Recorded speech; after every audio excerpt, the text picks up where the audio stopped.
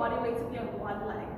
Starting with this left leg, for the purposes of this workout, for this video, most of the weight on your left leg.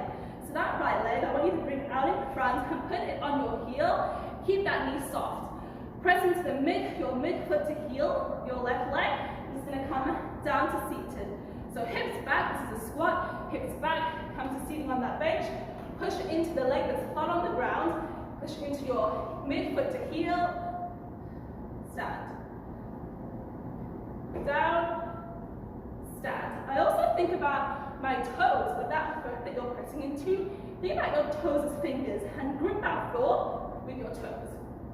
So this is level 1. Level 2, we're going to bring that right leg completely off and sit. So that right leg never touches the ground. Level 3, we're just going to tap. So don't sit, tap, and come back up. Woo, more challenging. Don't sit, tap, and come back up. And level 4, you're going to move into that full pistol squat.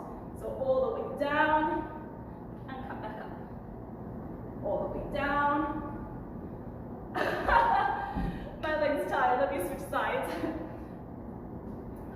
All the way down, and come back up. So those are your pistol squat progressions.